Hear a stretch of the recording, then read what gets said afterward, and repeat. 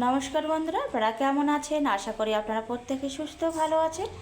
তো আজকে কিন্তু পালং শাকের একটা ঝোল রেসিপি আপনাদের সাথে শেয়ার করব। তো পালং শাকটাকে ভালো করে আমি ধুয়ে বেছে নিয়ে পালংটাকে কিন্তু একটু কালো জিরে, একটু সামান্য তেল দিয়ে কিন্তু আমি সেদ্ধ করে নিয়েছি।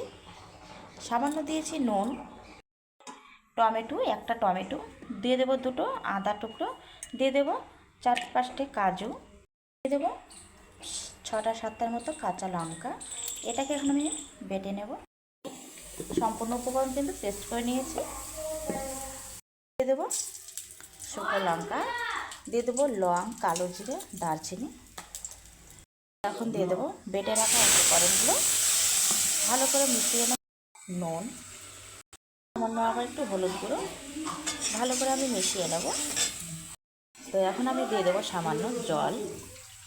আপনারা ঝোলটা যে যেমন দেবেন সেইভাবে কিন্তু দিতে হবে।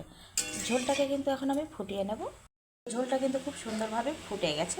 এখন আমি দিয়ে দেবো সেদ্ধ করে রাখা পালং শাকগুলো।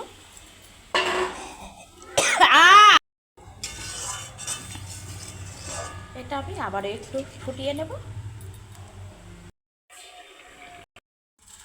তো দেখুন বন্ধুরা, পালং শাকের কিন্তু এই নিরামিষ ঝোলটা কিন্তু পুরো কমপ্লিট। আপনারা আমার চ্যানেলে যারা নতুন, আপনারা অবশ্যই লাইক, কমেন্ট, শেয়ার আর সাবস্ক্রাইব করুন, চ্যানেলটি ফলো করুন।